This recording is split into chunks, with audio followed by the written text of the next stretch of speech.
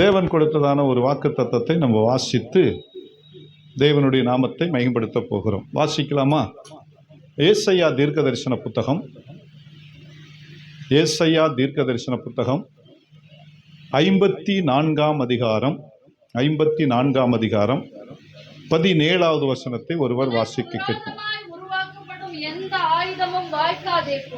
உனக்கு விரோதமாய் உருவாக்கப்படும் எந்த ஆயுதமும் வாய்க்காதே போம். உனக்கு விரோதமாய் நியாயத்தில் எழும்பும் எந்த நாவையும் நீ குற்றப்படுத்துவாய். இது கர்த்தருடைய ஊழியக்காரனின் சுதந்திரமும் என்னால் உண்டான அவர்களுடைய நீதியுமாய் இருக்கிறது என்று கர்த்தர் சொல்லுகிறார். கரங்களை தட்டி கர்த்தரை ஸ்தோத்திரம் பண்ணுவோமா? நல்ல கரங்களை தட்டுங்க. இந்த மாசத்தினுடைய வாக்கு தத்தம் என்ன அப்படின்னா, உனக்கு விரோதமாய் உருவாக்கப்படும் எந்த ஆயுதமும் வாய்க்காதே போகும். அல்லேலூயா. இன்றைக்கு கர்த்தருடைய பிள்ளைகளுக்கு விரோதமாய் பலவித சூழ்நிலைகள் இருக்கிறது, பலவித ஆயுதங்கள் இருக்கிறது. இந்த ஆயுதங்களை கர்த்தர் வாய்க்காத போகும்படி செய்ய வேண்டும் என்று சொல்லி செய்வார் என்று சொல்லி இன்றைக்கு இந்த மாசத்துல, இந்த ஆகஸ்ட் மாசத்திலே நமக்கு வாக்கு தத்தத்தை கொடுத்திருக்கிறதை நாம் பார்க்க முடிகிறது. இன்னைக்கு அநேகருக்கு பல பிரச்சனைகள், நம்மோடு கூட இருக்கிறார்கள், நம்மை சார்ந்தவர்களா இருக்கிறார்கள். ஆனாலும் நமக்கு விரோதமாய் பல காரியங்களை அவர்கள் செய்து கொண்டிருக்கிறதை நாம் பார்க்கவில்லை. ஆனாலும் அந்த சம்பவங்கள் நமக்கு நடக்கிறதை நாம் அறிந்திருக்கிறோம். ஆனபடினாலே இந்த ஆயுதங்களை வாய்க்காத போக வேண்டும் என்று சொன்னால் நாம் செய்ய வேண்டிய காரியங்கள் என்ன அப்படின்னு சொல்லி ஒரு சில வார்த்தைகளை நாம் பார்க்க போகிறோம். ஒரு எக்ஸாம்பிளுக்கு எடுத்துக்கொள்வோம் என்று சொன்னால், எஸ்தரின் புத்தகத்தில் வாசிக்கும் போது மொர்தெகாய்க்கும் யூத ஜனங்களுக்கு விரோதமாக ஆமான் எழும்பி அந்த யூத ஜனங்களை முழுவதுமாய் அழித்து விட வேண்டும் என்று சொல்லி அவன் திட்டம் போடுறானா இல்லையா? போட்டுட்டு இந்த விஷயம் மொர்தெகாய்க்கு தெரிந்த உடனே, மொர்தெகாய் தன்னுடைய சகோதரனுடைய மகளாகிய எஸ்தர்கிட்ட இந்த விஷயம் போகுது. எஸ்தர் அந்த நாட்களிலே ராஜாத்தியா இருக்காங்க. அகாஸ்வேர் ராஜாவுக்கு மனைவியாய் ராஜாத்தியா இருக்கிறதான நேரத்தில் அங்கே இந்த செய்தி போகுது. ஆனால் அவங்க மௌனமாக இருக்கிறாங்க. அதுக்கு மொர்தெகாய் சொல்லுவான், இந்த காலத்தில் நீ மௌனமாக இருந்தால் ரட்சிப்பும் சகாயமும் யூதருக்கு வேறொரு இடத்துல இருந்து வரும். அப்படின்னா என்ன அர்த்தம்? இன்றைக்கு கர்த்தருடைய பிள்ளைகளாய் இருக்கிற உங்களுக்கும் எனக்கும் விரோதமாய் யார் எழும்பினாலும், ஆனா கர்த்தர் அந்த விரோதிகளை முறியடிப்பார் என்பதிலே எந்த சந்தேகமும் இல்லை. அல்லேலூயா. அப்ப அவ அமைதியா இருக்கிறா. அதன் பிறகுதான் அவ சொல்றா, நானும் என்னுடைய தாதிமார்களும் போயிட்டு என்ன செய்யறோம், தேவ சமூகத்துல காத்திருந்து 3 நாள் உபவாசம் இருந்து ஜெபிக்கிறோம். நீங்களும் அதே மாதிரி என்ன செய்யுங்க, ஜெபம் பண்ணுங்க, யூத ஜனங்கள் எல்லாம் சேர்ந்து அப்படின்னு சொல்லி அவ அங்க சொல்லுகிறதை பார்க்கிறோம். இதே போல அவங்க 3 நாட்கள் அங்கே ஜெபிக்கிறதை நாம் பார்க்க முடிகிறது. அல்லேலூயா. அப்ப அந்த ஜெபத்தின் மூலம் கர்த்தர் அங்க ஒரு பெரிய மாற்றத்தை ஏற்படுத்துகிறார். என்ன மாற்றம்? இவங்களுக்கெல்லாம் தெரியாத ஒரு 50 முழ தூக்கு மரத்தை ஆமான் நினைச்சரான் உருவாக்குகிறான். யாருக்கு தெரியல? மொர்தெகாய்க்கு தெரியாது, எஸ்தருக்கு தெரியாது, ராஜாவுக்கு தெரியாது, யூத ஜனங்களுக்கும் தெரியாது. அல்லேலூயா. ஆனா அவன் அழிக்கிற அப்படிங்கிறது மட்டும் தெரியும். எப்படி அழிக்க போறாங்கிறது தெரியாது. ஏன்னா மொர்தெகாய் யூத ஜனத்தினுடைய ஒரு மிக முக்கியமான ஒரு மனுஷனா இருக்கிறபடினாலே, மொர்தெகாயை அழிச்சிட்டா இந்த யூத ஜனத்தை அழிச்சிடலாம் அப்படின்னு சொல்லி அவர்கள் திட்டமிடுகிறதை பார்க்கிறோம். இன்றைக்கு கர்த்தருடைய பிள்ளைகளா இருக்கிற நமக்கும் கூட அப்படித்தான் அநேக விரோதிகள் என்ன செய்றாங்க, எழும்பிக் கொண்டிருக்கிறார்கள். ஆனாலும் அவர்கள் ஒன்றும் ஜெயிக்க போறதில்லை. ஆமென். அல்லேலூயா, அல்லேலூயா. அவர்கள் திட்டங்கள் ஒன்றும் ஜெயமாய் மாறப்போகிறதில்லை.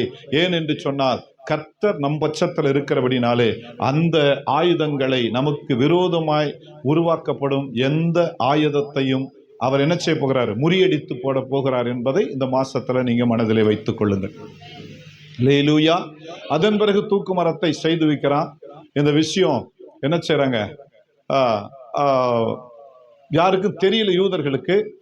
அப்ப இவங்கெல்லாம் உபவாசம் இருந்த பிறகு எஸ்தர் ராஜாத்தி அகாஸ்வேரை சந்திக்க போகிறா. அவன் செங்கோலை நீட்டுகிறான். அந்த செங்கோல் என்பது என்ன அப்படின்னா, செங்கோலை நீட்டினாதான் அவங்கள உயிரோட விடுவாங்க. செங்கோலை நீட்டலன்னா என்ன செய்ய மாட்டாங்க, காலி பண்ணிடுவாங்க. யாரா இருந்தாலும், மனைவியா இருந்தாலும் சரி, அங்க இருக்கிறதான அதிகாரிகளா இருந்தாலும் சரி, சரியா, அந்த அனுமதி பெற்று தான் அவங்க போகணும். அப்ப செங்கோல் நீட்ட வேண்டும் என்று சொன்னால் தேவ சமூகம் நமக்கு முக்கியம். அல்லேலூயா. அப்ப அதன் பிறகு வர சொல்றான். ஒரு சில கேள்வி என்னன்னு கேட்கறான். அதன் பிறகு விஷயத்தை சொல்றாங்க. அவ ஒண்ணுமே சொல்லல. நீங்களும் ஆமானும் விருந்துக்கு வரணும். இதுதான் அவளுடைய விண்ணப்பம். அல்லேலூயா. இந்த 3 நாள் உபவாசத்தினுடைய விண்ணப்பம் என்னது? நீங்களும் யாரு, நீங்கன்னா யாரு? அவருடைய கணவனாகிய அகாஸ்வேர் ராஜா. ஆமானை எதுக்கு கூப்பிடுறாங்கன்னா, ஆமான் யார், எப்படிப்பட்டவன் என்பதை கர்த்தர் வெளிப்படுத்துவார். அதை நீங்களே பார்க்கணும் அப்படிங்கிறதுக்காக தான் ஆமானை கூப்பிடுற. ஆமானை கூப்பிட வேண்டிய அவசியம் இல்லை. அதே போல விருந்து வைக்கிறா. விருந்து வச்சுட்டு ஆமான் என்ன செய்றான், சாப்பிட்டு போய் ராஜாத்தினுடைய பெட்ல படுக்கிறான். அல்லேலூயா. அந்த சரித்திரத்தை நீங்க படிச்சீங்கன்னா உங்களுக்கு தெரியும். இதை ஆகாஸ்வேர் பார்த்துட்டு என் பெட்ல நான் படுக்க வேண்டியும், ஆனா யார் படுக்கிறான், இவன் படுக்கிறான்னு சொல்லி, அதன் பிறகு இவன் ஏன் இப்படி படுக்கிறான்னு சொல்லும் போதுதான் எஸ்தர் ராஜாத்தி இந்த யூத ஜனங்களுக்கும் மொர்தெகாய்க்கும் அவன் போட்டிருக்கிற திட்டத்தை அங்க என்ன செய்றா, அங்க சொல்லுகிறதை நாம் பார்க்க முடியுது. உடனே அகாஸ்வேர் ராஜாவுக்கு பயங்கரமான கோபம் வந்து என்ன செய்றான், அவனுடைய கண்களுக்கு முன்பாகவே மொர்தெகாயை உயர்த்தி இவனை அவன் செய்த தூக்கு மரத்திலே தூக்கி போடுகிறது நம்ம எஸ்தர் புத்தகத்துல அந்த அதிகாரங்கள் முழுவதுமாய் நாம் பார்த்தோம்னா தெரியும். அல்லேலூயா. இன்றைக்கு கர்த்தருடைய பிள்ளைகளாய் இருக்கிற நீங்களும் நானும் கூட அப்படித்தான். கர்த்தருக்கு பிரியமாய் நாம் வாழும்போது நமக்கு விரோதமாய் நம்முடைய சத்துருக்கள், நம்முடைய விரோதிகள் ஒரு சில ஆயுதங்களை ஏற்படுத்தினாலும் அந்த ஆயுதங்கள் ஒன்றும் நமக்கு என்ன செய்ய போகிறதில்லை, வாய்க்க போகிறது இல்லை. ஆமென். அல்லேலூயா. ஏன் என்று சொன்னால் நீங்களும் நானும் தேவ சமூகத்தில் நிற்கிறவர்கள். நீங்களும் நான் யாரு, தேவ சமூகத்தில் நிற்கிறவர்கள் என்பதை நாம் மறந்து போய்விட வேண்டாம். அதை குறித்ததான ஒரு சில காரியங்களை தான் சொல்றோம். அதே போல தாவீது ராஜாவுக்கு விரோதமாய் சவுல் எழும்பினான். கடைசியில சவுல் தான் தற்கொலை செய்து கொண்டானே தவிர தாவீது ராஜா என்ன செய்யல, மரித்து போகவில்லை. அல்லேலூயா. அப்ப யாரெல்லாம் கர்த்தருடைய பிள்ளைகளுக்கு, ஊழியக்காரர்களுக்கு விரோதமாய் எழும்புகிறார்களோ அவர்கள் தான் வெட்கப்பட்டு போவார்களே தவிர அவர்கள் ஒரு நாளும் ஜெயத்தை பார்க்க போறது இல்லை. ஏன் என்று சொன்னால் நீங்களும் நானும் தேவ சமூகத்தை நோக்கி பார்க்கிறவர்கள். அல்லேலூயா. அதுல ஒரு 3 காரியங்களை இன்னைக்கு நம்ம பார்த்து இதை நம்ம நிறைவு செய்ய போகிறோம். சரியா? இந்த வசனத்தை திரும்ப வாசிங்க. உனக்கு விரோதமாய் உருவாக்கப்படும் எந்த ஆயுதமும் வாய்க்காதே போம். பாத்தீங்களா? முதல்ல உங்களுக்கும் எனக்கும் நம்முடைய சபைக்கும் நம்முடைய குடும்பத்துக்கும் விரோதமாய் உருவாக்கப்படும் எந்த ஆயுதமும் வாய்க்காத போகும். அல்லேலூயா. அல்லேலூயா. அதுக்கு ஒரு சில வசனங்களை நம்ம வாசிக்கலாம். 2வது அதே வசனத்தை வாசிங்க. உனக்கு விரோதமாய் எந்த நாவையும் நீ குற்றப்படுத்துவாய். 2வது என்னது, உனக்கு விரோதமாய் உருவாக்கப்படும் எந்த நாவையும் நீங்களும் நானும் குற்றப்படுத்துவோம். அல்லேலூயா. நம்மள குற்றப்படுத்த நினைப்பாங்க, ஆனா யார் குற்றப்பட்டு போவார்கள், நமக்கு விரோதமாய் எழும்புகிறவர்கள். 3வது, உனக்கு விரோதமாய் கூட்டம் கூடுவார்கள், உன் பட்சத்தில் அவர்கள் வருவார்கள். வாசிங்க ஏசாயா 54:15வது வசனத்தை வாசிங்க பார்ப்போம். இதோ உனக்கு விரோதமாய் கூட்டம் கூடினால் அது என்னாலே கூடுகிற கூட்டம் அல்ல. எவர்கள் உனக்கு விரோதமாய் கூடுகிறார்களோ அவர்களே உன் பட்சத்தில் என்னாச்சும். கரங்களை தட்டி கர்த்தரை ஸ்தோத்திரம் பண்ணுங்க பார்ப்போம். யாரெல்லாம் நமக்கு விரோதமாய் கூட்டம் கூடிக்கொண்டு ஆட்களை சேர்த்துக்கொண்டு நமக்கு விரோதமாய் கிரியைகள் செய்ய நினைக்கிறார்களோ அவர்கள், நீங்களும் நானும் தேவனை நோக்கி பார்க்கும்போது அவர்கள் நம் பட்சத்துல நமக்கு சாதகமாய் மாறுவார்கள். ஆமென். அல்லேலூயா. இந்த 3 காரியங்களை தான் இன்னைக்கு பார்க்க போறோம் ஒரு சில வசனத்தின் அடிப்படையில். அப்படி வேதத்துல நடந்ததான சம்பவங்கள் எங்க, நல்ல கவனிங்க. உனக்கு விரோதமாய் உருவாக்கப்படும் எந்த ஆயுதமும் வாய்க்காதே போகும். முதல் பாயிண்ட். 2வது பாயிண்ட், உனக்கு விரோதமாய் உருவாக்கப்படும் எந்த நாவையும் குற்றப்படுத்துவாய். 3வது, உனக்கு விரோதமாய் கூட்டம் கூடுவார்கள், அவர்கள் உன் பட்சத்தில் நினைச்சுவாங்க வருவார்கள். இந்த 3 தான் பாயிண்ட். அல்லேலூயா. இந்த 3ஐ குறித்து தான் நம்ம பார்க்க போறோம். ஆனா இன்றைக்கு இந்த மாசத்துடைய வாக்குத்தத்தம் அப்படின்னு சொன்னா, உனக்கு விரோதமாய் உருவாக்கப்படும் எந்த ஆயுதமும் வாய்க்காது. அல்லேலூயா. ஒருவேளை உன்னுடைய கணவன் உனக்கு விரோதமா எழும்பலாம், உன் மனைவி உனக்கு விரோதமா எழும்பலாம், உடைய சொந்த பந்தங்கள் உனக்கு விரோதமா எழும்பலாம், யாரு வேணாலும் எழும்பலாம், அல்லது உனக்கு தெரிந்தவர்கள் விரோதமா எழும்பலாம். ஆனா அவர்கள் வெட்கப்பட்டு போவார்களே தவிர நீங்களும் நானும் வெட்கப்பட போகிறதில்லை. அல்லேலூயா. எத்தனை பேர் ஆமாங்கிறீங்க? ஆமாங்கிறவங்கள ஒரு சலேலியா சொல்லுங்க பாப்போம். அதுதான் தேவன் இந்த மாசத்துல நமக்கு கொடுக்கிற வாக்குத்தத்தம். இந்த வாக்குத்தத்தத்தை யாரெல்லாம் விசுவாசிக்கிறார்களோ அவர்களுக்கு இதெல்லாம் நடக்கும். ஆமென். அல்லேலூயா. அவிசுவாசமா இருந்தா நடக்காது. இதெல்லாம் எப்படி நடக்கும்? இதெல்லாம் சாத்தியமா? நம்ம குற்றவாளி என்று சொல்லி அவர்கள் எத்தனை பண்ணி எத்தனையோ காரியங்களை அவர்கள் சேகரித்து வைத்திருக்கிறார்கள். அதிலிருந்து நம்ம தப்பிக்க முடியுமா அப்படின்னா முடியும். அல்லேலூயா. ஏன்னா இந்த மாச வாக்குத்தத்தம் உனக்கு விரோதமாய் உருவாக்கப்படும் எந்த ஆயுதமும் வாய்க்காதே போகும். அல்லேலூயா. நம்புறவங்களா ஒரு அல்லேலூயா சொல்லுங்க பாப்போம். நம்புறவங்களா நல்லா சத்தமா ஒரு அல்லேலூயா சொல்லுங்க பாப்போம். ஆமென். அல்லேலூயா. ஆமா. இப்ப நம்ம முதல் பாயிண்ட், உனக்கு விரோதமாய் எந்த ஆயுதமும் வாய்க்காதே போகும் என்கிறதற்கு ஒரு வசனத்தை வாசிக்கலாம். என்னாகமத்தின் புத்தகம் 23ஆம் அதிகாரம் 23வது வசனத்தை எடுத்துக்கொள்ளுங்கள். யாக்கோபுக்கு விரோதமான மந்திரவாதம் இல்லை, இஸ்ரவேலுக்கு விரோதமான குறி சொல்லுதலும் இல்லை. தேவன் என்னென்ன செய்தார் என்று கொஞ்ச காலத்திலே யாக்கோபையும் இஸ்ரவேலையும் குறித்து சொல்லப்படும். அல்லேலூயா. நல்லா கவனிங்க. இன்றைக்கு இங்கே வேதம் சொல்லுகிறது, இப்ப உங்களுக்கு விரோதமாய், யாக்கோபுக்கு விரோதமாய் மந்திரவாதம் இல்லை, இஸ்ரவேலுக்கு விரோதமாய் குறி சொல்லுதலும் இல்லை. அல்லேலூயா. அல்லேலூயா. இல்லை.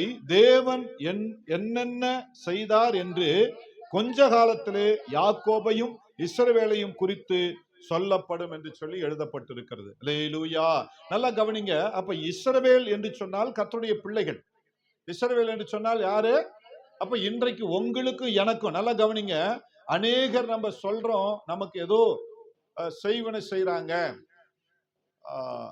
அதிகமா ஏதோ எனக்கு விரோதமான காரியங்களை செய்யறாங்கன்னு நிறைய பேருடைய கம்ப்ளைண்ட் இதுதான். அல்லேலூயா. நிறைய பேருடைய கம்ப்ளைண்ட். ஆனா வசனம் இங்க சொல்லுகிறது, என்ன சொல்லுது? உனக்கு, அதாவது யாக்கோபுக்கு விரோதமான மந்திரவாதம் இல்லை, இஸ்ரவேலுக்கு விரோதமான குறி சொல்லுதலும் இல்லை அப்படின்னு சொல்றார்.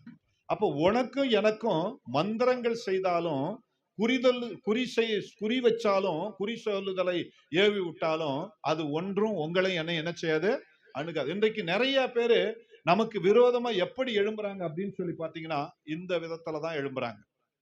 மந்திரவாதிகளை ஏவி விடுறதும் இல்லையா, செய்வினை செய்யறதும், வப்பு செய்வினை இதெல்லாம் செய்கிறதும் தான். ஏன்னா அவங்க நமக்கு நேரா வந்து எதுவும் என்ன செய்ய போறது இல்லை, செய்ய போகிறது இல்லை. ஆனா இதெல்லாம் செய்கிறாங்க. ஆனா அவங்களுக்கு தெரியாது, இதெல்லாம் நமக்கு செஞ்சா வாய்க்காதே போகும் என்பது அவர்களுக்கு தெரியாது. அல்லேலூயா. அல்லேலூயா. ஒரு சம்பவம், தொட்டானா என்கிறதான ஒரு மந்திரவாதி கர்நாடகா பகுதியில், அதெல்லாம் நீங்க கேட்டிருப்பீங்க நிறைய பேர். நானும் அதை திரைப்படத்துல நிறைய இடத்துல போட்டு காட்டிருக்கேன். இப்ப இந்த தொட்டானா மந்திரவாதி மனமாறி ரட்சிக்கப்பட்டு ஞானஸ்தானம் எடுத்து கர்த்தருடைய ஊழியத்தை செய்தார். ஊழியத்தை செய்யும் போது அங்க ஒரு சம்பவம் சொன்னார். என்ன சொன்னார் அப்படின்னு சொல்லி பார்த்தா, ஒரு பெண்ணு எலிசபெத் என்கிறதான ஒரு பெண்ணு. யார் அந்த பெண்ணு பேரு? எலிசபெத். இந்த எலிசபெத்தை ஒரு பையன் என்ன பண்றான், விரும்புறான். அது நல்ல கர்த்தருடைய பிள்ளை, ஆவிக்குரிய பிள்ளை.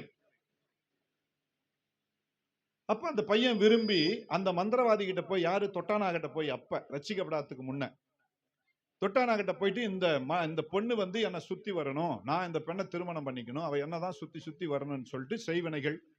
அவரு நிறைய அந்த மந்திரம் எல்லாம் படிச்சான்னு சொல்றாரு. என்னென்னமோ அதுல பல எம்ஏ எல்லாம் இருக்குது, அவர் அந்த மந்திரவாதத்துல படிச்சது.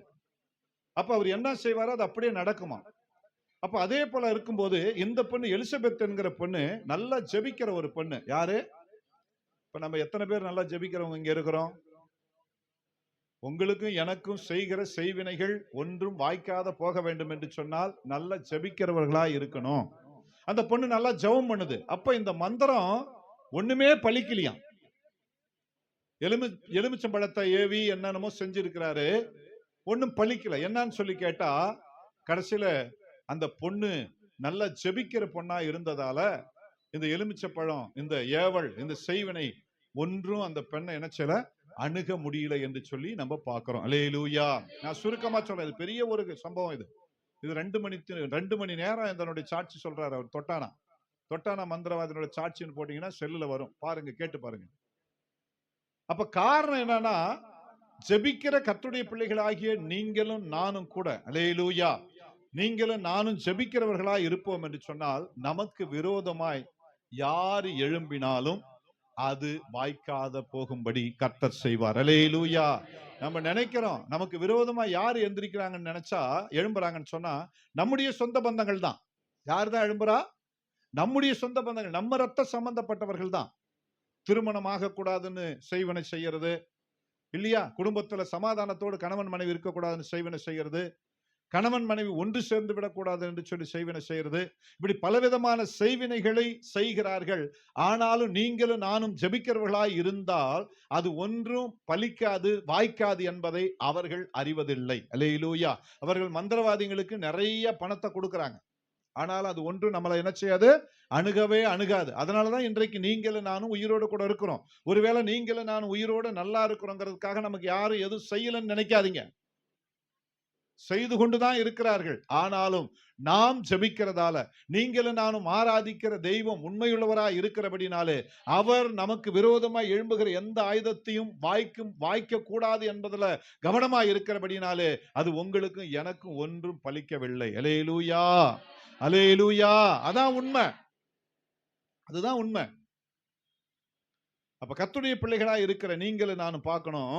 அன்றைக்கு இந்த வசனத்தை நம்ம பார்க்கும்போது மோசேனுடைய காலத்துல இந்த வார்த்தை சொல்லப்படுகிறது. யாக்கோபுக்கு விரோதமான மந்திரவாதம் இல்லை, இஸ்ரவேலுக்கு விரோதமான குறி சொல்லுதலும் இல்லை என்று சொல்லி இங்க எழுதப்பட்டிருக்கிறது. தேவன் என்னென்ன செய்தார் என்று கொஞ்ச காலத்திலே யாக்கோபையும் இஸ்ரவேலையும் குறித்து சொல்லப்படும் என்று சொல்லி எழுதப்பட்டிருக்கிறது. அப்ப அவங்களுக்கு விரோதமா என்னென்ன செய்தார்கள் என்பது ஆண்டவருக்கு தெரியும்.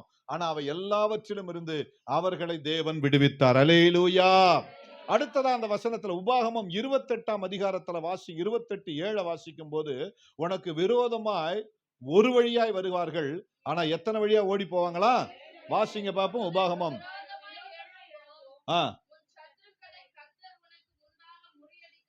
முறியடிக்கப்படும்படி ஒப்பு கொடுப்பார். ஒரு வழியாய் உனக்கு எதிராய் புறப்பட்டு வருவார்கள், 7 வழியா. கரங்களை தட்டி கர்த்தரை ஸ்தோத்திரம் பண்ணுங்க பாப்போம். அல்லேலூயா. இது யாருக்கு அப்படின்னா, நல்லா ஜெபிக்கிறவர்களுக்கு. ஜெபிக்காதவங்களுக்கு ஒண்ணும் பண்ண முடியாது. தேவ சமூகத்தை நோக்கி பார்க்காதவங்களுக்கு ஒண்ணும் செய்ய முடியாது. ஜெபிக்கிறவர்களுக்கு தான் வாக்கு தத்தம். யாருக்கு தான் வாக்கு தத்தம்? ஜெபிக்கிறவர்களுக்கு, தேவ சமூகத்தை நாடுகிறவர்களுக்கு, ஏதோ ஏனோ தானோன்னு இருக்கிறவர்களுக்கு அல்ல, எப்பொழுதுமே அவரையே சார்ந்து இருக்கிறவர்களுக்கு வாக்கு தத்தம் அவர்களுக்கு தான், எல்லாத்துக்கும் இல்ல. இன்னைக்கு நம்ம ஒரு 50 பேர் உட்கார்ந்து இருக்கிறோம் அப்படின்னா 50 பேருக்கு வாக்கு தத்தம் இல்லை. யார் இதுல கர்த்தருக்கு பிரியமா இருக்கிறார்களோ, கர்த்தரையே சார்ந்து இருக்கிறார்களோ, கர்த்தரையே முழு மனதாய் நம்பி இருக்கிறார்களோ அவர்களுக்கு தான் இந்த வாக்கு தத்தம் அது உண்டாகும். அல்லேலூயா, அல்லேலூயா. பாருங்க, அப்ப வசனம் சொல்லுகிறது, வாசிங்க அந்த வசனத்தை. உனக்கு விரோதமாய் எழும்பும் உன் சத்துருக்களை கர்த்தர் உனக்கு முன்பாக முறியடிக்கப்படும் படி ஒப்பு கொடுப்பார். நல்லா கவனிங்க. அப்ப நமக்கு விரோதமாய் எழும்பும் நம்முடைய சத்துருக்களை கர்த்தர் நமக்கு முன்பாகவே என்ன செய்வாரா? முறியடிப்பார். அல்லேலூயா சொல்லுங்க பாப்போம். அல்லேலூயா. இப்ப நமக்கு விரோதமாய் எழும்புகிறவர்கள் நம்முடைய கண்கள் பார்க்கும் போதே அவர் முறியடிக்கிறார் என்று சொன்னால் அப்ப எவ்வளவு பெரிய காரியம் சொல்லுங்க பாப்போம். அதுக்கு அப்புறம் என்ன சொல்றாரு? அடிக்கப்படும், ஒப்பு கொடுப்பார். ஒரு வழியாய் உனக்கு எதிராக புறப்பட்டு வருவார்கள், ஆனா எத்தனை வழியா ஓடிடுவாங்களா? கரங்களை தட்டி கர்த்தரை ஸ்தோத்திரம் பண்ணுங்க பாப்போம். அல்லேலூயா.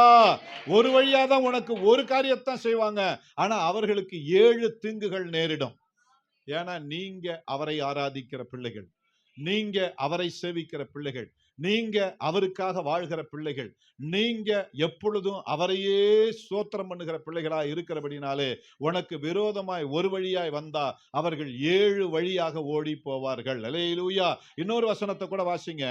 உபாகமம் 33:11 வசனம். கர்த்தாவே அவன் சம்பத்தை ஆசீர்வதித்து அவன் கையின் கிரியையின் மேல் பிரியமாயிரும். அவனை பகைத்து அவனுக்கு விரோதமாய் எழும்புகிறவர்கள் திரும்ப எழுந்திராதபடி அவர்களுடைய இடுப்புகளை, கரங்களை தட்டுங்க பாப்பா, நொறுக்கி விடும் என்றான். பாத்தீங்களா? நமக்கு விரோதமா எழும்புகிறவர்கள் 7 வழியாய் ஓடி போகிறது மாத்திரமில்ல, அவங்க இடுப்பு எலும்புகளை கர்த்தர் நொறுக்குவார். நல்லா கரங்களை தட்டி கர்த்தரை ஸ்தோத்திரம் பண்ணுங்க பாப்போம். நல்லா கையை தட்டுங்க பாப்போம். நமக்கு விரோதமா எழும்புகிறவர்களுடைய, அது கணவனா இருக்கட்டும், மனைவியா இருக்கட்டும், மாமியாவா இருக்கட்டும், மாமனாரா இருக்கட்டும், சொந்த பந்தங்களா இருக்கட்டும், நம்ம தட்டுல நம்மோடு சாப்பிட்டவர்களா இருக்கட்டும், யாரா இருந்தாலும் அவர்களுடைய இடுப்பு எலும்பை கர்த்தர் நொறுக்கும். அப்படின்னா என்ன அர்த்தங்க? இடுப்பு எலும்பை நொறுக்குனா அவங்க எந்திரிக்கவும் முடியாது, நடக்கவும் முடியாது. அப்புறம் எங்க அவங்க நம்ம விரோதமா எழும்ப முடியும்? அல்லேலூயா. எத்தனை பேத்துக்கு புரியுது? அந்த வசனத்தை நீங்க திரும்ப வாசிங்க பாப்போம். கர்த்தாவே அவன் சம்பத்தை ஆசீர்வதித்து அவன் கை கிரியையின் மேல் பிரியமாயிரும். அவனை பகைத்து அவனுக்கு விரோதமாய் எழும்புகிறவர்கள் திரும்ப எழுந்திராதபடி அவர்களுடைய இடுப்புகளை நொறுக்கி விடும் என்றான். பாத்தீங்களா? அப்ப இந்த அவன் சம்பத்தை ஆசீர்வதித்தனா யாரு? கர்த்தருடைய பிள்ளைகள். இவர்களுக்கு விரோதமா யார் எழும்புகிறார்களோ அவர்களுடைய இடுப்பு எலும்பை கர்த்தர் நொறுக்கி போடுவார். அதனால நீங்களும் நானும் எதுக்கும் பயப்பட வேண்டிய அவசியம் இல்ல. ஒருவேளை அவன் பலவானா இருக்கலாம், அல்லது ஆள் பலம் உள்ளவர்கள், பணபலம் உள்ளவர்களா இருக்கலாம், அந்த ஊரே அவர்களை சார்ந்தவர்களா இருக்கலாம், அந்த ஊர்ல அவன் சொல்றதான் கேட்கறதா இருக்கும். ஆனா யார் எது சொன்னாலும் நமக்குள்ள இருக்கிறவர் பெரியவர். அல்லேலூயா. உலகத்தில் இருப்பவனிலும் உனக்குள்ள இருக்கிறவரு. அல்லேலூயா. அதனால நமக்கு விரோதமா எவன் எழும்பினாலும் அவனுடைய இடுப்பு எலும்புகளை கர்த்தர் நொறுக்கி போடுவார். ஆமென். அல்லேலூயா. அதனால நம்ம எதுக்கும் கவலைப்பட வேண்டிய அவசியம் இல்லை. நம்ம வேலை என்னவோ அவரை ஆராதிப்பதும், அவரை துதிப்பதும், வேதத்தை வாசிப்பதும், ஜெபிப்பதும், உபவாசிப்பதும் தான் நம்ம வேலை. மீதி எல்லாம் அவர் பார்த்துக்குவார். வசனம் சொல்லுகிறது, நீங்கள் சும்மா இருங்கள், கர்த்தர் உங்களுக்காக யுத்தம் பண்ணுவார். அல்லேலூயா. நம்ம யுத்தம் பண்ண வேண்டிய அவசியம் இல்லை. நீ சும்மா இருந்து தேவ சமூகத்துல ஜெபம் பண்ணா போதும், மீதி எல்லாம் அவர் பார்த்துக்குவார். அதுக்கு தானே நம்ம ஆராதிக்கிறோம். அதுக்கு தானே நம்முடைய சுகத்தெல்லாம் விட்டுட்டு, நம்ம மனம் போன போக்கெல்லாம் விட்டுட்டு, நம்முடைய எல்லா காரியங்களும் விட்டுட்டு நம்ம எதுக்கு ஆண்டவர் ஆராதிக்கிறோம்னா, நமக்கு விரோதமா எழும்புகிறவருடைய எலும்புகளை கர்த்தர் உடைக்க வேண்டும் என்பதற்காக. ஆமென். அல்லேலூயா. எவன் எழும்பினாலும் அவன் எலும்பு தான் உடைஞ்சு போகும். அப்புறம் அவன் எந்திரிக்க முடியுமா? முடியாது. அல்லேலூயா. அல்லேலூயா. அதன் பிறகு என்ன சொல்றாரு? சங்கீதம் 21 எடுத்துக்கொள்ளுங்கள். சத்தம் போடாதீங்க. 11வது வசனத்தை வாசிங்க. அவர்கள் உமக்கு விரோதமாய் பொல்லாங்கு நினைத்தார்கள், தீவினை செய்ய முயன்றார்கள், ஒன்றும் வாய்க்காமற் போயிற்று. கரங்களை தட்டி கர்த்தரை ஸ்தோத்திரம் பண்ணுங்க. அவர்கள்லாம் யாரு? உன் சத்துருக்கள், உனக்கு விரோதிகள், அந்நியர்கள். என்ன செஞ்சாங்களா? உனக்கு விரோதமாய் பொல்லாங்கு நினைத்தார்கள், பொல்லாங்கு செய்ய நினைத்தார்கள், தீவினையை எத்தனம் பண்ணினார்கள், ஒன்றுமே அவர்களுக்கு ஏன்னா நீங்களும் நானும் ஆராதிக்கிற தேவன் உங்களுக்கும் எனக்கும் பொல்லாங்கு செய்த நினைத்தாலும், தீவினை செய்ய நினைத்தாலும் அதை அவர் தடுத்து நிறுத்துவார். ஆமென். அல்லேலூயா. அதனால் அவர்கள் செய்கிற ஒன்று வாய்க்காத போகும் என்பதை நாம் மனதிலே வைத்துக் கொள்ள வேண்டும். கடைசியா அந்த உனக்கு விரோதமாய் எழும்பு எந்த ஆயுதம் வாய்க்காத போகிறது. கடைசியா சங்கீதம் 27 எடுத்துக்கொள்ளுங்கள். 3வது வசனம். எனக்கு விரோதமாக ஒரு பாளையம் இறங்கினாலும் என் இருதயம் பயப்படாது, என்மேல் யுத்தம் எழும்பினாலும் இதிலே நான் நம்பிக்கையா இருப்பேன். பாத்தீங்களா? சங்கீதக்காரன் சொல்றான், எனக்கு விரோதமாய் ஒரு பாளையம் இறங்கினாலும். பாளையம்னா என்னங்க? கூட்டம் கூட்டமான ஜனங்கள் நமக்கு விரோதமாய் எழும்பினாலும் என் இருதயம் என்ன செய்ய போறதில்ல. ஏன்? என்னோடு கூட இருக்கிறவர் பெரியவர். எலிசாவை பார்க்கும்போது தூங்கிட்டு வராங்க. அப்படி வேலைக்காரன் கேயாஸ் தூங்கி எந்திரிச்சு வந்து வெளியில பாக்குறான். எலிசாவுக்கு விரோதமா பெரிய போர் படைகள் நின்னுச்சா இல்லையா? நிக்கும் போது அவன் வந்த வேலைக்காரனுக்கு கையும் ஓடல, காலும் ஓடல, வாயும் பேச முடியல. ஐயோ, இவ்வளவு பெரிய படைகள் வந்து நிக்கிறத நம்ம என்ன செய்ய போறோம்னு தெரியலையே அப்படின்னு சொல்லி அவன் புலம்புறான், கதறான். ஆனா எலிசா சொன்னாரு, நீ எதுக்கியா கவலைப்படுற? நீ அந்த படையை பார்த்து பயந்து போறிய, நமக்கு உள்ள இருக்கிற படை எவ்வளவு பெரிய படைன்னு உனக்கு தெரியுமா அப்படின்னு சொல்லி அவன் ஒரு சின்ன ஜெபம் பண்றான். என்ன தெரியுமா? கேயாசுடைய கண்களை திறந்தருளுங்க. அல்லேலூயா.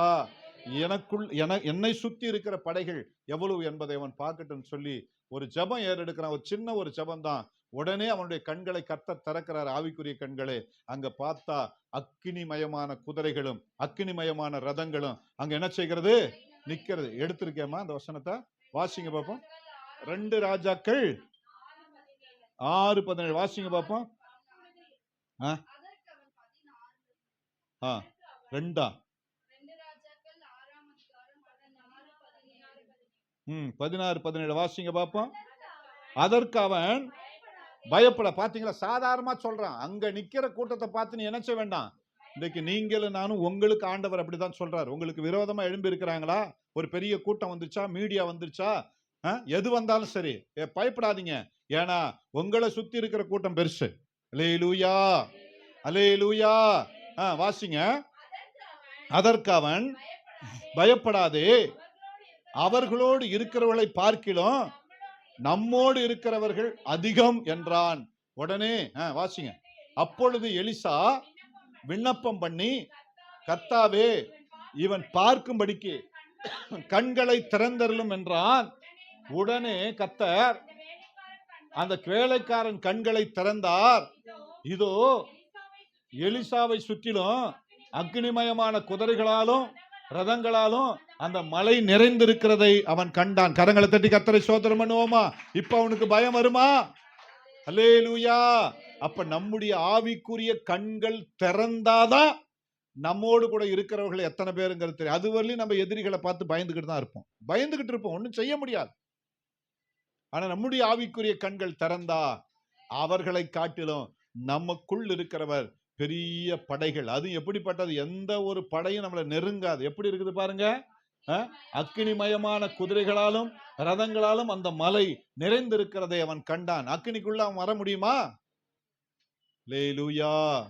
அப்படிப்பட்ட தேவனை தான் நீங்களும் நானும் ஆராதித்து கொண்டிருக்கிறோம். அவர் அக்கினியான தெய்வம். எலியா ஜெபம் பண்றாரு பாகாலுடைய தீர்க்கதரிசிகளுக்கு முன்பாக. 450 பேர் ஒரு கூட்டம், 400 பேர் ஒரு கூட்டம் நின்றுகிட்டு இருக்காங்க. 850 பேரு. இவன் தனியாளா போய் சொல்றான் இல்லையா, நீங்க ஆராதிக்கிற தெய்வம் உண்மையானா அக்னி வானத்திலிருந்து இறங்கி இந்த சர்வாங்க தகன பலிகளை என்ன செஞ்சணும்? பட்சித்து போடணும் அப்படின்னு சொல்றான். அவன் காலையிலிருந்து மாலை வரலையும் கதறானுவ என்னென்னமோ பண்ணி பார்க்க, ஒன்னும் வேலைக்கு ஆகல. எலியா போய் கிண்டல் பண்றாரு, அப்பவும் ஒன்னும் வேலைக்கு ஆகல. அதன் பிறகு கடைசி அவர்கள் செய்கிறது என்னது? தங்களுடைய சரீரத்தை கத்தியினாலே கீறி கொண்டு ரத்தம் ஒழுவுது. அப்பயும் ஒரு பதிலும் வரல. அதன் பிறகு எலியா சொன்னாரு, நீங்க சும்மா இருங்க, நான் என்னுடைய தெய்வத்தை கூப்பிடுறேன் பாருங்கன்னு சொல்லிட்டு போனாரு. அந்தி பலி செலுத்தும் நேரத்துல ஆபிரகாமுக்கு தேவனும் ஈசாக்குக்கு தேவனும் யாக்கோபுக்கு தேவனுமாகிய தேவனே அப்படின்னு சொல்லி கூப்பிட்டாரு. உடனே அக்கினி இறங்கி வந்து கரங்களை தட்டி கர்த்தரை சோதனம் பண்ணுங்க பாப்போம். அப்ப நமக்குள்ள இருக்கிறதான நம்ம வெயிட்டே நமக்கு தெரியறது இல்லை. நிறைய பேர் நம்ம பயந்துகிட்டு கிடக்கிறோம். அது நடக்குமா, இது நடக்குமா? எதுவும் நடக்காது. உலகமே நம்ம எதிர்த்தாலும் அதை காட்டிலும் உலகத்தையே சிருஷ்டித்தவர் நம்மோடு கூட இருக்கும் போது நமக்கு ஒரு பிரச்சனையும் வரப்போகிறது இல்லை. அதனால பயப்பட வேண்டாம், தைரியமா இருங்க. முன்ன இருந்ததை காட்டிலும் இப்பொழுது நல்ல சந்தோஷத்தோடு சமாதானத்தோடு தேவனை தேடுங்க. கர்த்தர் உங்களுக்கு ஜெயத்தை தருவார். ஆமென், அல்லேலூயா. இது ஃபர்ஸ்ட். உனக்கு விரோதமாய் உருவாக்கப்படும் எந்த ஆயுதமும் வாய்க்காதே போகும். இரண்டாவது, உனக்கு விரோதமாய் உருவாக்கப்படும் எந்த நாவையும் குற்றப்படுத்துவார். என்ன செய்வாரா? வாசிங்க. குற்றப்படுத்துவாய் அப்படின்னா என்ன அர்த்தம்? அப்ப இந்த எந்த நாவையும் குற்றப்படுத்துவான்னா அதனுடைய அர்த்தம் என்னன்னு நம்ம பார்த்தோம்னா, நம்ம பேசுகிற காரியங்களை கர்த்தர் ஜெயமாய் மாற்றுவாராம். அல்லேலூயா. நம்ம சொல்லுகிறதையே ஜெயமா மாற்றிடுவாராம். அதனுடைய அர்த்தம் என்னதுங்க? உனக்கு விரோதமா உருவாக்கப்படும் எந்த நாவையும் நீ குற்றப்படுத்துவான்னா என்ன அர்த்தம்னா, அவர்கள் நமக்கு விரோதமா எழும்பினாலும் நம்ம என்ன சொல்லுகிறோமோ அத நமக்கு கர்த்தர் வாய்க்க பண்ணுவார். அதனால அவர்கள் வெட்கப்பட்டு போவார். அதுதான் அதனுடைய அர்த்தம். வாசிக்கலாமா? இதுல அப்படி குற்றப்படுத்தப்பட்ட அநேக தேவ மனிதர்கள் இருக்கிறாங்க. யாரெல்லாம் பாத்தீங்கன்னா, மோசேயை பார்க்கலாம், யோபுவை பார்க்கலாம், ஏன் இயேசு கிறிஸ்துவை பார்க்கலாம், அப்போஸ்தலனாகிய பவுலை பார்க்கலாம். இவர்கள்லாம் எந்த தப்புமே செய்யல. ஆனா நடந்தது என்ன? குற்றப்படுத்தப்பட்டார்கள். அல்லேலூயா. இயேசு கிறிஸ்து எப்படித்தான் அப்புறம் சிலுவைக்கு கொண்டு போனாங்க? குற்றப்படுத்தப்பட்டு. மோசேயை எப்படித்தான் சொன்னாங்க? குற்றப்படுத்தப்பட்டு. அல்லேலூயா. இப்படி அநேகர் யோபுவை குற்றப்படுத்தப்பட்டு இப்படிதான் கொண்டு போனாங்க. அப்ப இதுல கர்த்தர் என்ன செஞ்சார் தெரியுமா? இவருடைய காரியங்களை வெற்றியாய் மாற்றினார். அல்லேலூயா. அதுக்கு ஒரு சில வசனங்களை வாசிக்கும் போது எடுத்துக்கொள்ளுங்கள். யாத்திராகமத்தின் புத்தகம், மோசேக்கு நடந்த ஒரு சம்பவத்தை மட்டும் நான் சொல்றேன், மீதி எல்லாத்துக்கும் சொல்ல முடியாது. யாத்திராகமத்தின் புத்தகம் 15ஆம் அதிகாரம் 24வது வசனம். அப்பொழுது ஜனங்கள் மோசேக்கு விரோதமாய் முறுமுறுத்து எண்ணத்தை குடிப்போம் என்றார்கள். தொடர்ந்து வாசிங்க. மோசே கர்த்தரை நோக்கி கூப்பிட்டான். அப்பொழுது கர்த்தர் மோசேக்கு ஒரு மரத்தை காண்பித்தார். அதை அவன் தண்ணீரினால் போட்ட உடனே அது மதுரமான தண்ணீராயிற்று. அவர் அங்கே அவர்களுக்கு ஒரு நியாயத்தையும் கட்டளையிட்டு அங்கே அவர்களை சோதித்து, நீ உன் தேவனாகிய கர்த்தரின் சத்தத்தை கவனமாய் கேட்டு அவர் பார்வைக்கு செம்மையானவைகளை செய்து அவர் கட்டளைகளுக்கு செவி கொடுத்து அவருடைய நியாயங்களையும் யாவையும் கை கொண்டால் நான் எகிப்திற்கு வரப்பண்ணின வியாதிகள் ஒன்றும் உனக்கு வரப்பண்ணேன். நானே உன் பரிகாரியாகிய கர்த்தர். கரங்களை தட்டி கர்த்தரை ஸ்தோத்திரம் பண்ணுங்க பாப்போம். அல்லேலூயா. அப்ப என்ன சொல்றாங்க? ஜனங்கள் எல்லாம் என்ன செய்றாங்க? மோசேக்கு விரோதமாய் முறுமுறுக்கிறார்கள். அல்லேலூயா. அல்லேலூயா. என்னன்னா அதுக்கு மேல நீங்க வாசிச்சீங்கன்னா, அவங்க குடிச்ச தண்ணி எப்படி இருந்துச்சா? கசப்பா இருந்தது. எப்படி இருந்துச்சு? அவன் என்ன பண்ணுவான்? இஸ்ரவேல் ஜனங்கள் அடிமைத்தனத்தில் இருந்தாங்க. சரியான தண்ணி இல்ல, சரியான சாப்பாடு இல்ல.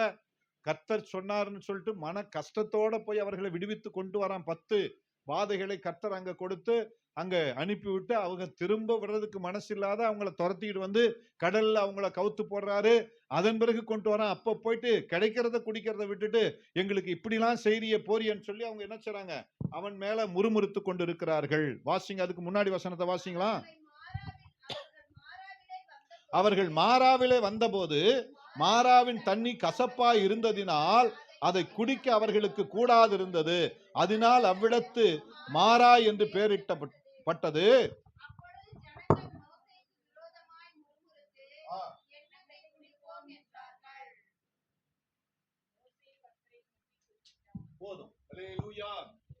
எண்ணத்தை குடிப்பேன் என்று ஜனங்கள் முறுமுறுத்தார்கள். கர்த்தர் ஆண்டவரை நோக்கி கூப்பிட்டான். அல்லேலூயா. இன்றைக்கு நமக்கு விரோதமாய் கசப்பான காரியங்களை செய்தா கூட நீங்களும் நான் என்ன அவரை நோக்கி கூப்பிடணும். அப்புறம் அதன் பிறகு அந்த தண்ணி எப்படி மாறுச்சா? மதுரமாய் மாறினது. அல்லேலூயா. நம்முடைய வாழ்க்கையில் இருக்கிறதான கசப்பான காரியங்கள், நம்முடைய வாழ்க்கையில் இருக்கிறதான ஒரு சில நடக்காத காரியங்கள், தடைகள், இது எல்லாவற்றையும் கர்த்தர் மாற்றுவார். அல்லேலூயா. எல்லாத்தையும் கர்த்தர் நினைச்சுவாரு மாற்ற அவரால முடியும் என்பதை நாம் மறந்து போய்விடக்கூடாது. அதன் பிறகு என்ன நடந்துச்சு? 16ஆம் அதிகாரம் 2-3 வசனங்களை வாசிங்க. அந்த வனாந்தரத்திலே இஸ்ரவேல் புத்திரராகிய சபையார் எல்லாரும் மோசேக்கும் ஆரோனுக்கும் விரோதமாய் முறுமுறுத்து, நாங்கள் இறைச்சி பாத்திரங்கள் அண்டையிலே உட்கார்ந்து அப்பத்தை திருப்தியாக சாப்பிட்ட எகிப்து தேசத்திலே கர்த்தரின் கையால் செத்து போனோமானால் தாவீதை இந்த கூட்டம் முழுவதையும் பட்டினியினால் கொல்லும்படி நீங்கள் எங்களை புறப்பட பண்ணின இந்த வனாந்தரத்திலே அழைத்து வந்தீரே என்று அவர்களிடத்தில் சொன்னார்கள். எங்க? எகிப்து தேசத்துல நல்லா கறி சாப்பிட்டாங்கிறாங்க. இது எவ்வளவு உண்மையா? இது கால் வயிறு கஞ்சி கூட கிடைக்கல அவங்களுக்கு. ராவு பகலா வேலை. அங்க சாப்பிட்டது என்ன? அது பாருங்க, கொமட்டிக்காய். அது கொமட்டிக்காய் கசப்பா இருக்குமா இனிப்பா இருக்குமா சொல்லுங்க? அதைத்தான் அவன் கொடுத்தான். நிலக்கரி அப்படின்லாம் சொல்லப்பட்டிருக்கிறது. இதைத்தான் அவங்க சாப்பிட்டாங்க. ஆனா இங்க வந்து சொல்றாங்க, என்ன சொல்றாங்க வாசிங்க. நாங்கள் இறைச்சி பாத்திரங்கள் அண்டையிலே உட்கார்ந்து அப்பத்தை திருப்தியாக சாப்பிட்ட எகிப்து. பாத்தீங்களா? அதாவது கறி செய்யற குண்டாம்பக்கத்துல உட்கார்ந்து நாங்க சாப்பிட்டாங்கிறானோ. எவ்வளவு பெரிய பொய். அல்லேலூயா. அப்ப முதல் தண்ணிக்காக மோசே கிட்ட முறுமுறுக்கிறார்கள், இரண்டாவது கரிக்காக மோசே கிட்ட முறுமுறுக்கிறார்கள். அல்லேலூயா, அல்லேலூயா. அதுதான் சொல்றாரு இந்த இரண்டாவது பாயிண்ட். உனக்கு விரோதமாய் உருவாக்கப்படும் எந்த நாவையும் அந்த நாவு அவனை குற்றப்படுத்துகிறது. யார? மோசேயையும் ஆரோனையும். அதன் பிறகு என்ன சொல்றாங்க? திருப்தியாய் சாப்பிட்ட எகிப்து தேசத்திலே கர்த்தரின் கையால் செத்து போனமானால் எனது தாவீதை இந்த கூட்டம் முழுவதையும் பட்டினியினால் கொள்ளும்படி நீங்கள் எங்களை புறப்பட பண்ணின இந்த வனாந்தரத்திலே அழைத்து வந்தீர்களே என்று அவர்களிடத்தில் சொன்னான். பாருங்க, அவங்களை சாகடிக்க ஆண்டவர் கொண்டு வந்தாரு. சொல்லுங்க. இன்னைக்கு நீங்களும் நானும் கூட அப்படித்தான். உலகத்துல இருக்கும்போது சுகபோகமா வாழ்ந்தோம், அப்படி இப்படி இருந்தோம். ஆனா அவர் ஆண்டவருக்குள்ள வந்த பிறகு ஒரு கட்டுப்பாடோட இருக்கிறோம். ஆனா நம்ம பல நேரங்களிலே கர்த்தரிடத்துல முறுமுறுக்கிறோம். அதெல்லாம் அழிவுக்குரிய வழி. ஆனா இன்றைக்கு நீங்களும் நானும் வாழ்கிறது தான் எந்த வழி? நித்திய ஜீவனை பெற்றுக் கொள்கிற வழி. அப்ப மோசேயும் ஆரோனும் இவ்வளவு கஷ்டப்பட்டு அவன் அரண்மனையில இருந்தவன் வனாந்தரத்தில் இவர்களை வழி நடத்தி கொண்டு வரான்னா இவங்க எங்க கொண்டு போகணுங்கிறதுக்காக பாலும் தேனும் ஓடுகிறதான கானான் தேசத்துக்கு கொண்டு போகணும். இது 40 நாள்ல போக வேண்டிய பிரயாணம். எத்தனை நாள்? அல்லேலூயா, 40 நாள். ஆனா எத்தனை வருஷம் ஆச்சு? 40. ஏன் இந்த மாதிரி பொய் சொல்லிக்கிட்டு இருந்தாதான். இன்னைக்கு நம்மளும் அநேகர் அப்படித்தான் பொய்யும் முறுமுறுப்பும் நம்முடைய வாழ்க்கையில இருக்கிறது. பொய் இருக்கிறது, முறுமுறுப்பு இருக்கிறது, பலவிதமான பிரச்சனைகளும் போராட்டங்களும் இருக்கிறது. அதனாலதான் கர்த்தர் நமக்கு வைத்திருக்கிற அந்த ஆசீர்வாதத்தை பெற்றுக்கொள்ள முடியாததுக்கு போறதுக்கு காரணம். அல்லேலூயா, அல்லேலூயா.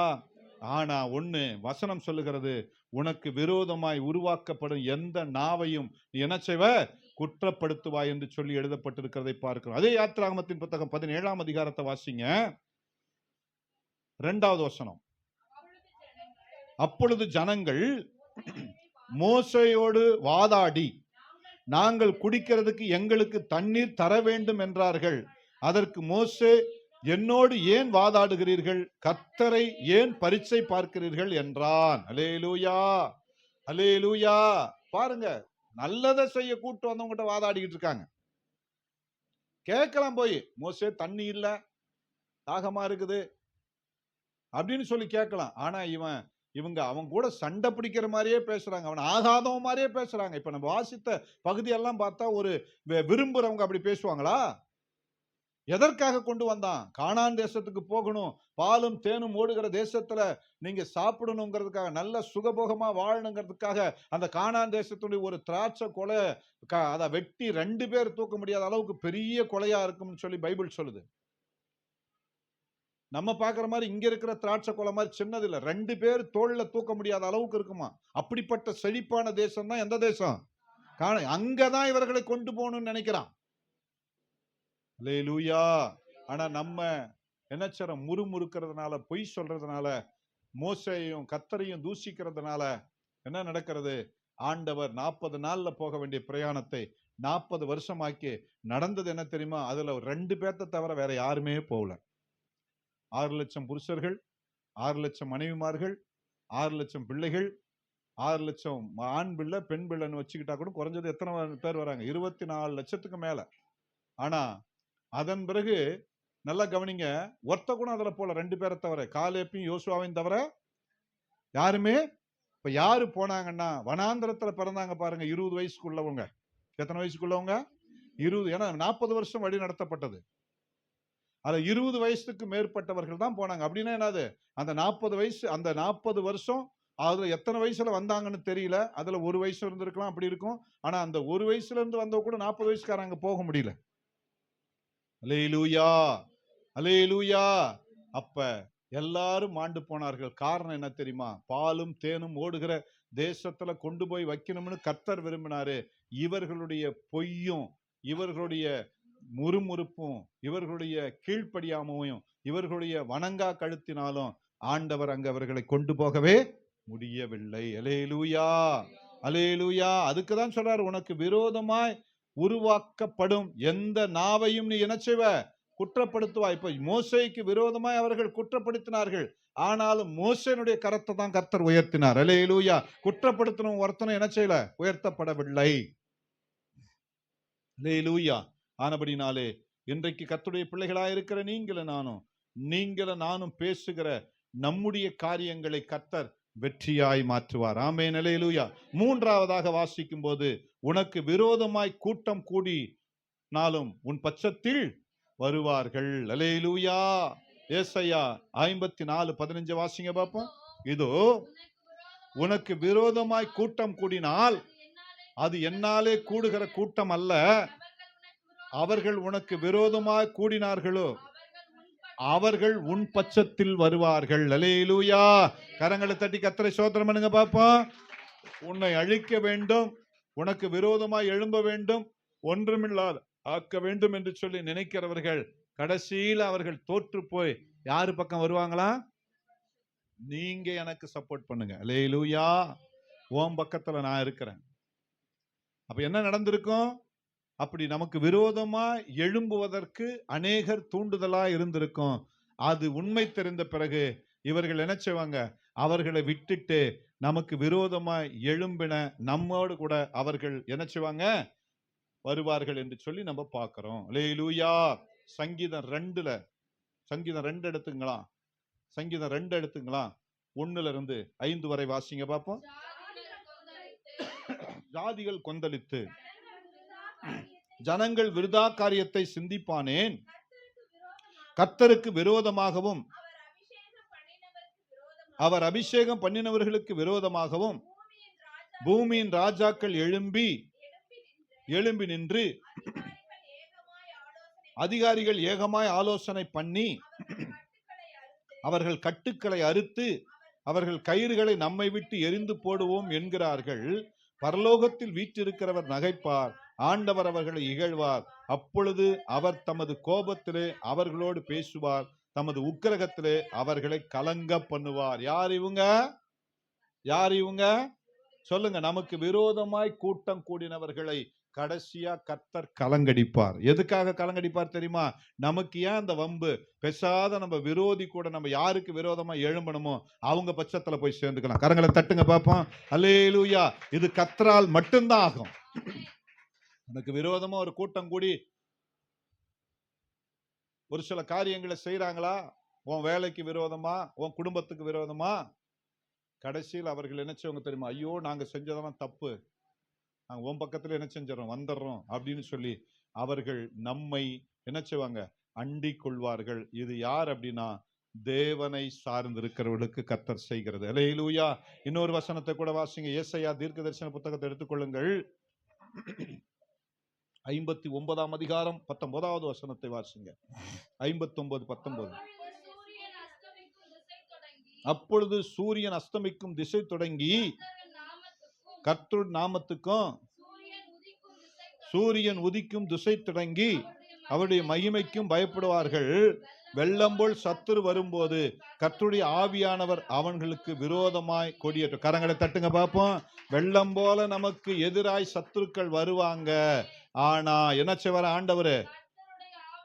கர்த்தருடைய ஆவியானவர் அவர்களுக்கு விரோதமாய் கொடியேற்றும். அப்படின்னா என்னது? நம்ம ஜெயிச்சிருவோம், அவங்க தோந்து போவார்கள். கரங்களை தட்டி கர்த்தரை ஸ்தோத்திரம் பண்ணுங்க. எத்தனை பேத்துக்கு அது புரியுது? எத்தனை பேத்துக்கு புரியுது? அப்ப நமக்கு விரோதமாய் எவ்வளவு கூட்டம் கூடினாலும் அவர்கள் தோற்று போவார்கள், நீங்களும் நானும் ஜெயிப்போம். அல்லேலூயா, அல்லேலூயா, அல்லேலூயா. இந்த 3 காரியத்தை தான் கர்த்தர் இந்த நாளிலே நமக்கு வாக்குத்தத்தமாய் கொடுத்திருக்கிறார். உனக்கு விரோதமாய் உருவாக்கப்படும் எந்த ஆயுதமும் வாய்க்காதே போகும் என்று சொல்லி நம்ம பார்க்கிறோம். அல்லேலூயா, அல்லேலூயா, அல்லேலூயா. ஆனபடினாலே கர்த்தர் தாமே இந்த வசனங்களை கொண்டு நம்மை ஆஸ்வதிப்பாராக. இந்த வார்த்தையின்படி நமக்கு விரோதமாய் எழும்பின எல்லாரையும் கர்த்தர் வெட்கப்படுத்துவார் என்பதிலே சந்தேகமும் இல்லை. கர்த்தர் தாமே இந்த வசனங்களை கொண்டு நாம் தொடர்ந்து இந்த வசனத்தை நாம் ஒவ்வொரு நாளும் அதை வாசித்து நமக்கு பிரச்சனைகள் வரும்போது, போராட்டங்கள் வரும்போது இந்த வசனத்தை கொண்டு நம்மை நாமே தேற்றிக் கொள்வோம். கர்த்தர் நமக்கு ஜெயத்தை தருவார். ஆமென். அல்லேலூயா. ஜெபம்